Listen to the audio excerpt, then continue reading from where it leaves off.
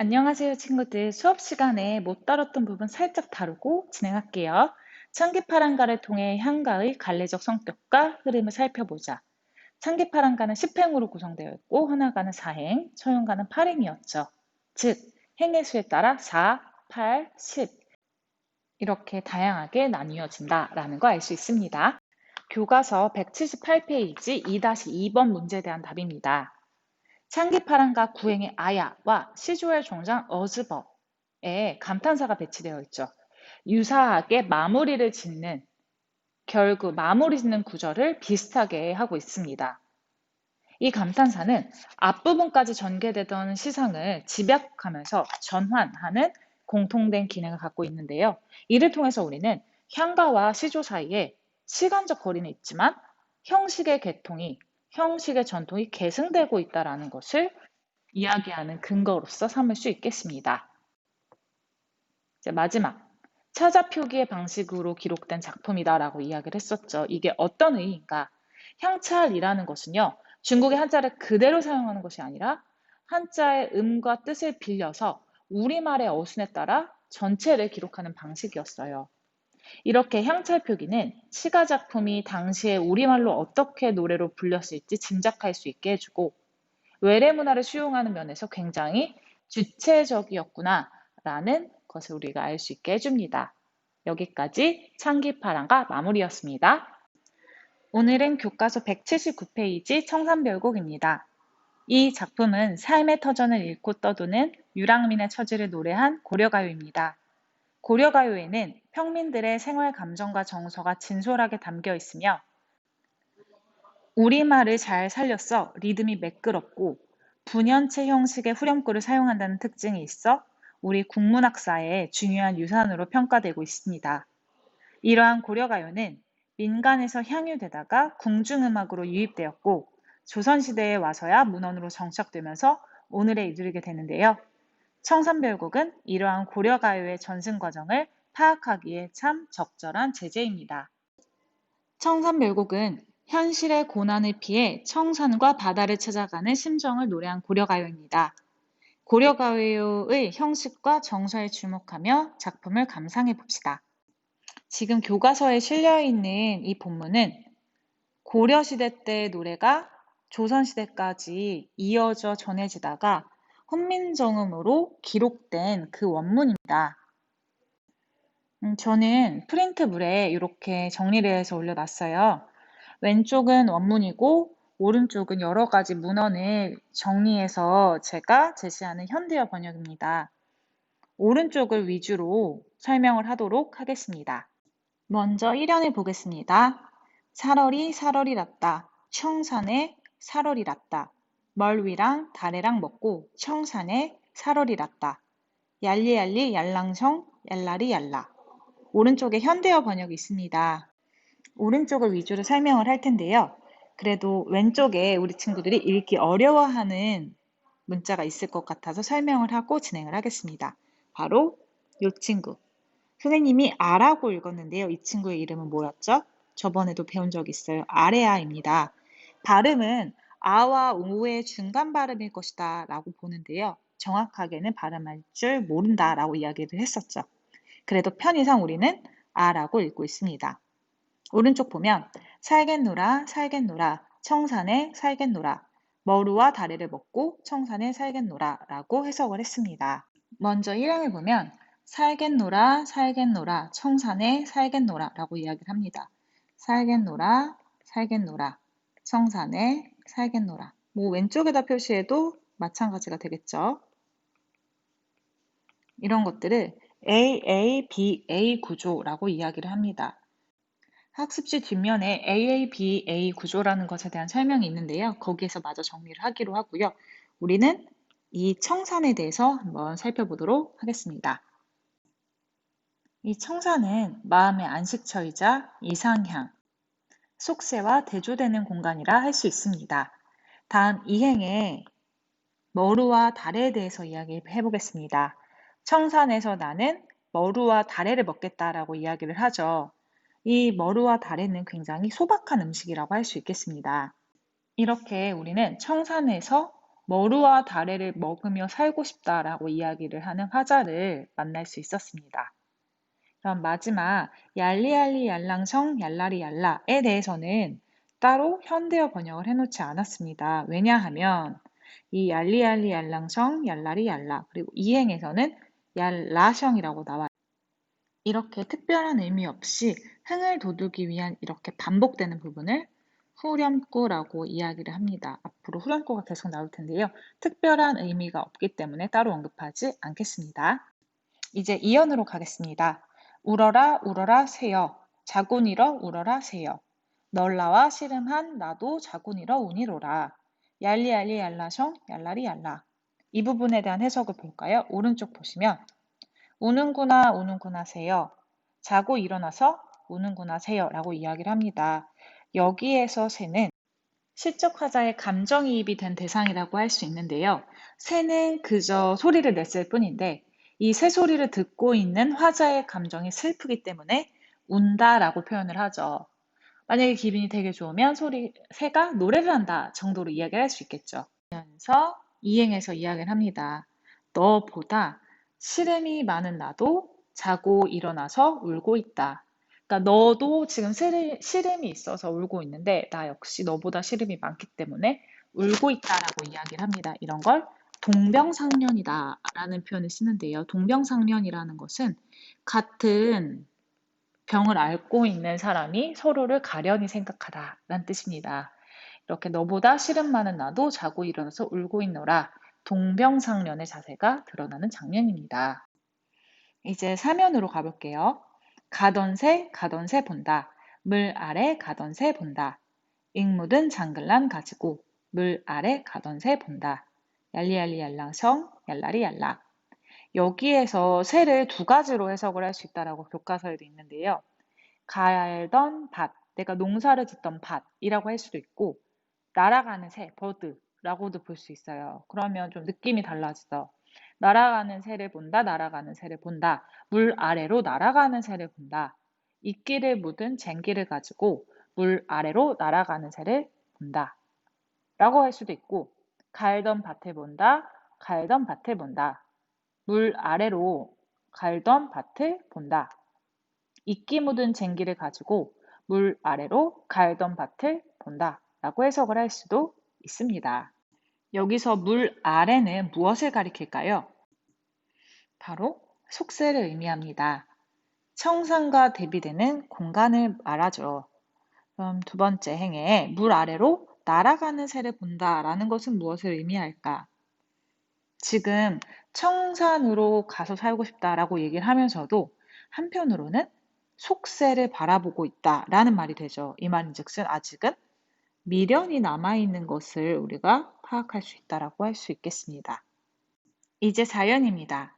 일인공 결인공 하야 나지란 디네와 쏜겨 우리도 가리도 없음 밤을한 또 어띠 호리라 얄리얄리 얄라셩 얄라리 얄라 이렇게 저렇게 해서 낮은 지내왔지만 올 사람도 갈 사람도 없는 밤은 또 어찌할 것인가 인데요. 요게 한번 볼게요.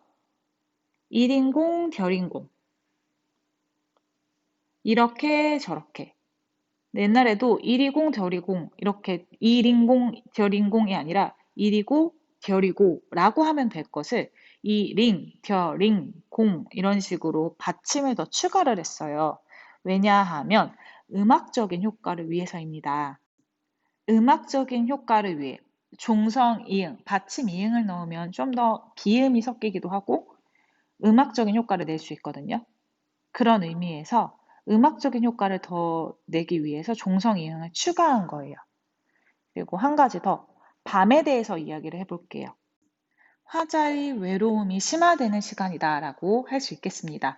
낮은 어떻게 지냈는데 올 사람도 갈 사람도 없는 지금 교류가 전혀 없는 상황인가 봐요.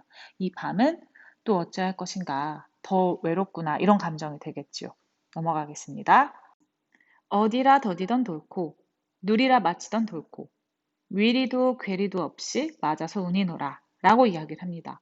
어디에다가 던지던 돌인가요? 누구를 맞히려던 돌인가요? 미워할 사람도 또 사랑할 사람도 없어서 그냥 맞아서 울고 있습니다. 라고 이야기를 합니다. 우리 돌에 대해서 정리를 해볼게요. 이것을 인간에게 주어진 운명이라고 해석을 합니다. 미워할 사람도 사랑할 사람도 없이 운명에 치여서 울고 있습니다. 운명 때문에 울고 있습니다. 라고 이야기를 합니다. 이제 넘어가겠습니다. 사월이 사월이랍다. 발 아래 사월이랍다. 나마자기 구조개랑 먹고 발 아래 사월이랍다. 얄리얄리 얄라성 얄라리 얄라. 이거 어디서 많이 본 구조 아닌가요? 네, 바로 AABA 구조가 다시 한번 쓰이는 거 확인할 수 있습니다. 살겠노라 살겠노라 바다에 살겠다. 이번에는 청산이 아니라 바다가 되겠네요. 발 아래 발알 플러스 에 처소부사격 에입니다. 발알, 이 지금의 바다에 해당이 되는 부분이고요. 이 바다는 어떤 곳인가? 청산의 상징적 의미와 유사한 부분입니다. 그럼 이곳에서도 무엇을 먹고 사는지가 나오는 부분. 나문제, 굴, 조개인데요. 1년에 나왔던 멀 위, 달에에 대응하는 시어이고 화자의 소박한 삶을 상징하는 것입니다. 다음으로 넘어가겠습니다. 가다가 가다가 들어라. 애정지 가다가 들어라. 사삼이 짐대에 올아셔. 해금을 혀거를 들어라. 얄리얄리 얄라셩 얄라리 얄라. 가다가 가다가 듣노라. 애정지는 외딴 부엌이나 외딴 마당을 가리켜요. 그 외딴 부엌을 지나가다가 듣는다. 사슴이 장대에 올라가서 혹은 사슴의 탈을 쓴 광대가 장대에 올라가서 해금을 켜는 것을 듣는다라고 이야기를 합니다.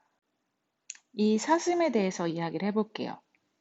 이걸 그냥 사슴으로 볼 수도 있고 사슴 가면을 쓴 광대로 볼 수도 있잖아요. 광대로 보면 그냥 그대로 광대가 장대에 올라가서 해금을 연주하는 것을 듣는다라고 해석을 할 거고 만약에 정말로 사슴이 연주하는 것을 듣는다라고 해석을 한다면 현실적이지 않은 기적을 바라는 마음이라고 할 수 있겠습니다. 이제 마지막 연으로 가겠습니다. 가다니 배부른 독이 설진 강수를 비조라. 조롱곤 누룩이 매와 잡사원이 내 어띠아리 있고 얄리얄리 얄라셩 얄라리 얄라. 가더니 배가 불룩한 그러니까 동 모양이 약간 빼불뚝한 이런 거 배가 불룩한 술독에 항아리에 설진 강수를 비조라. 독한 강한 수를 빚는다. 여기에서 강수는 현실의 고통이나 외로움을 잊게 하는 매개체입니다. 조롱박꽃 혹은 조롱박꽃 모양의 누룩이 매워서 나를 붙잡으니 나는 어찌하리 하면서 이 작품이 끝이 납니다. 이제 학습지를 채우면서 정리를 해볼게요. 이 작품은 고려시대에 지어진 노래 고려가요이고 개인의 감정을 다룬 서정시입니다. 현실을 도피하고자 하는 현실 도피적, 애상적, 낙천적 성격을 지니고 있습니다. 중심 소재는 청산과 바다입니다. 주제는 삶의 고뇌와 비애로부터 벗어나고 싶어하는 욕구입니다. 특징은 우리 아까 체크했었죠? AABA 형태가 반복적으로 나타나고요. 후렴구에 리을이라던가 이응이라던가 이런 것들을 반복함으로써 음악성을 드러내고 있습니다. 감정의 이입, 반복 상징, 의인, 비교, 다양한 표현 방법을 구사하고 있습니다. 작품의 구성을 한번 보도록 하겠습니다. 1원에서는 청산에 대한 동경, 삶의 비애와 고독, 속세에 대한 미련, 고독과 외로움, 이렇게 청산에서의 삶을 노래하고 있습니다. 그에 비해 5에서 8연은 그쵸? 바다에서의 삶을 노래하고 있는데요. 운명적 고독과 번뇌, 바다에 대한 동경, 기적을 소망하는 마음, 고뇌의 일시적 해소, 이렇게 바다에서의 삶을 노래하고 있습니다. 이번에는 고려가요의 특징을 살펴볼게요. 내용상, 형식상 이렇게 두 가지로 나누어서 설명해 보겠습니다. 효도나 층절과 같은 유교적인 이념, 현실의 모순에 대한 비판, 남녀 간의 사랑 등 다양한 주제를 다루고 있는데요. 남녀 상열지사, 남녀가 서로 사랑하는 가사다라고 해서 비판을 받기도 했습니다. 단연체도 있지만, 그러니까 하나의 연으로 끝나는 걸 단연체라고 해요. 대부분은 몇 개의 연이 연속된다, 연이 나누어져 있다, 분연체로 이루어져 있습니다. 글자 수는 대체로 3, 3, 2조가 많이 나타납니다. 예를 들면 살월이 세 글자, 살월이 세 글자, 라따 두 글자, 청산의 세 글자, 살월이 세 글자, 라따 두 글자 이런 식으로 3, 3, 2가 많이 나타납니다.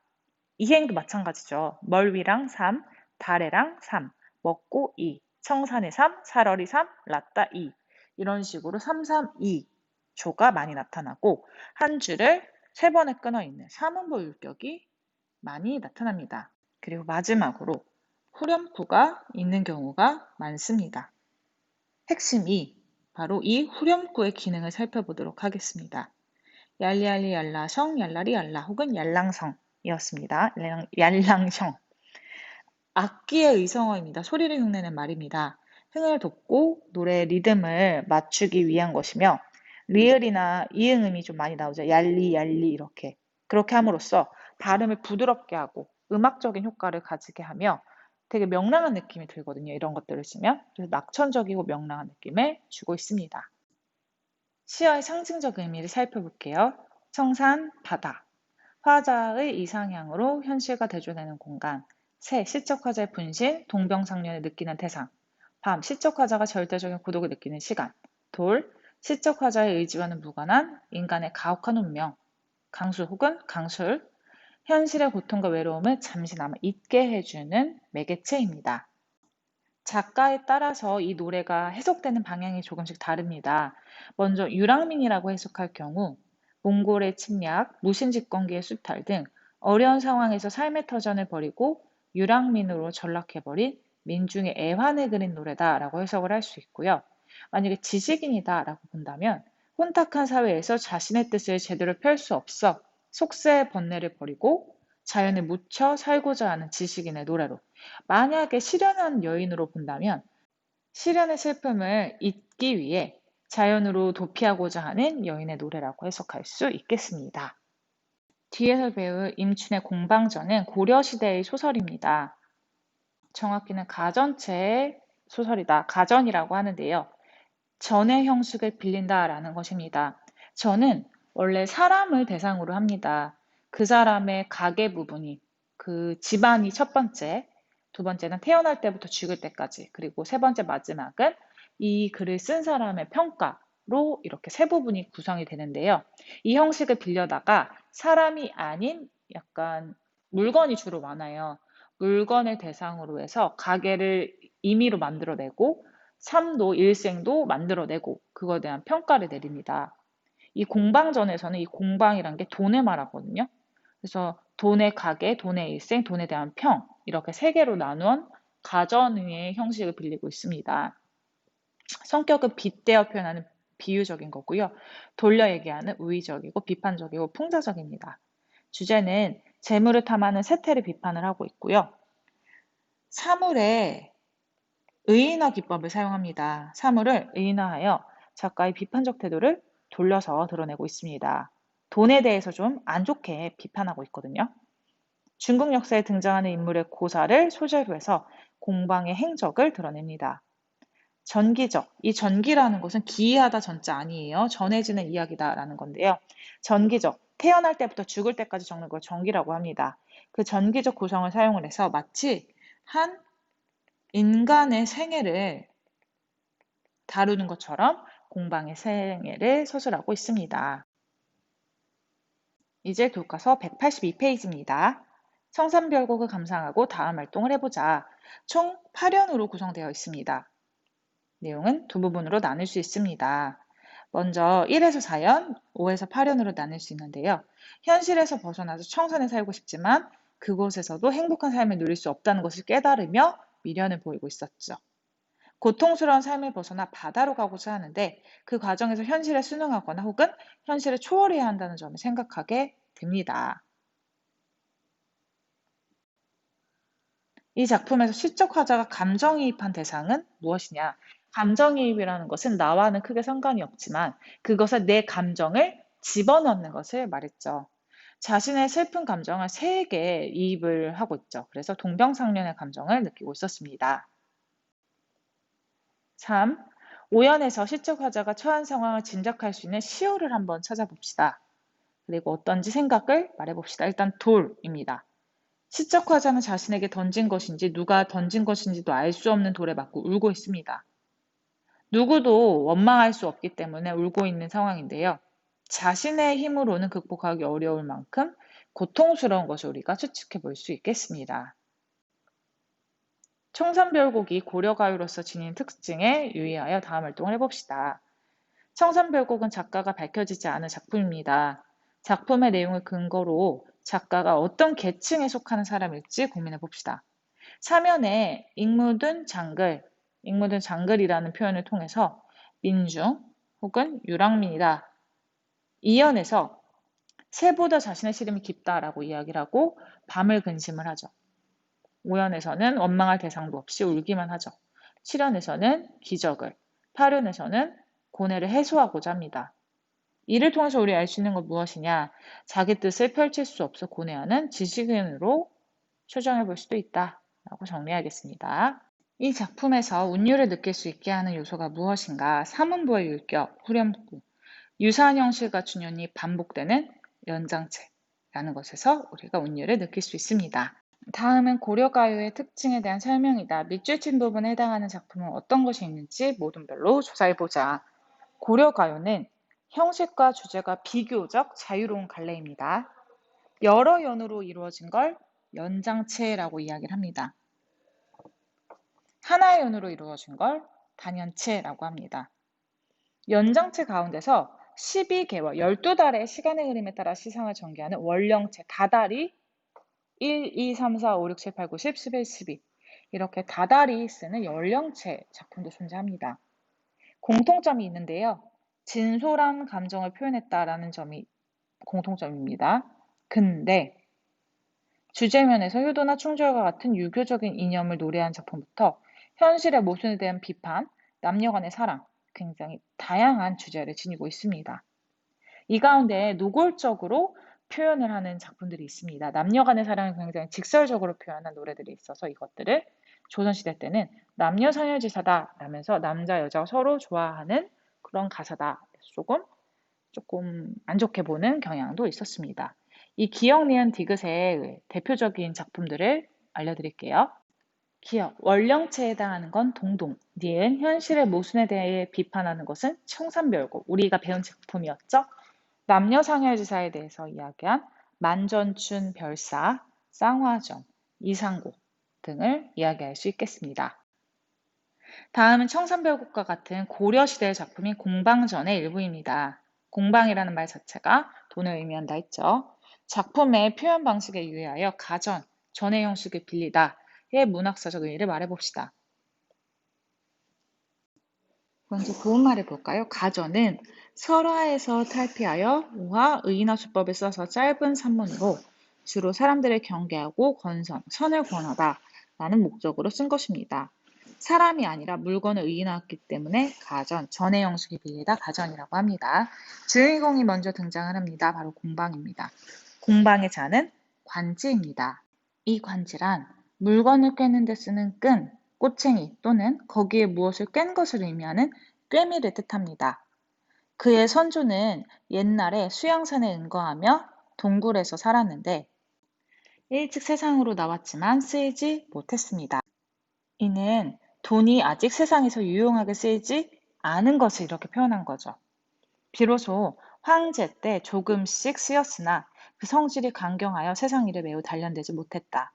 황제가 관상을 보는 사람을 불러 그를 살피게 하니 관상을 보는 사람이 그를 천천히 보고 말하기를 사냐에서 이루어졌기 때문에 거칠어서 사용할 수 없지만 만약 임금님의 쇠를 녹이는 용광로에서 갈고 닦으면 그 성질이 점점 드러나게 될 것입니다. 라고 이야기를 하거든요. 이 부분은 돈을 만드는 과정이 이렇게 쓰인 것이라 할 수 있겠죠. 임금이란 사람을 사용할 수 있는 그릇이 되도록 만드는 자리이니 임금님께서 완고한 구리와 함께 버리지 마십시오라고 했다.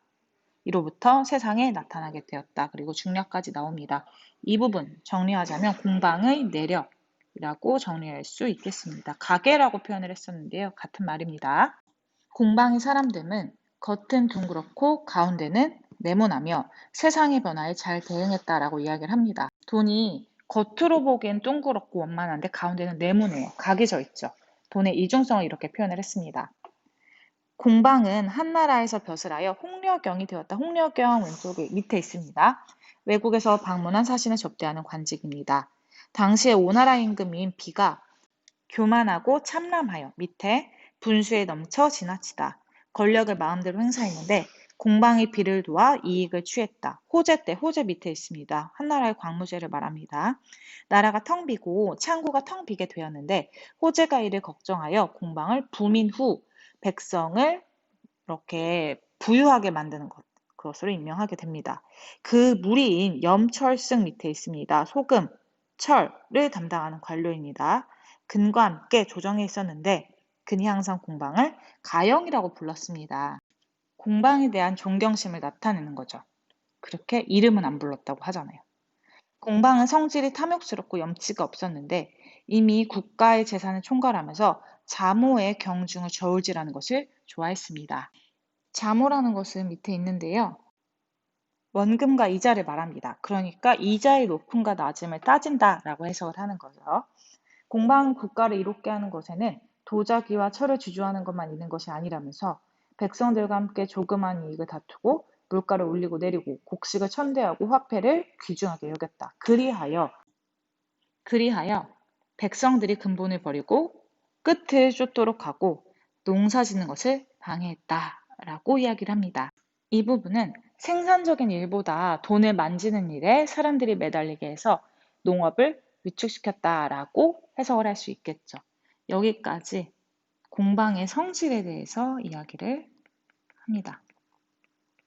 그러면 이제 문제를 다시 볼게요. 공방전에서는 돈을 사람에 빗대어 표현한 것과 같이 가전은 사물을 의인화하여 그 생애를 전기 형식으로 서술합니다. 따라서 인간사의 다양한 문제를 간접, 우회적인 수법으로 다루면서 비평하고 교훈적인 내용을 전달하거나 사회에 대한 비판적 시각을 드러내는 데 적합합니다. 이러한 특징을 지닌 저는 후대 고전소설의 영향에 되게 큰 영향을 미치게 됩니다. 오늘의 수업은 여기까지입니다. 오늘도 고생하셨습니다.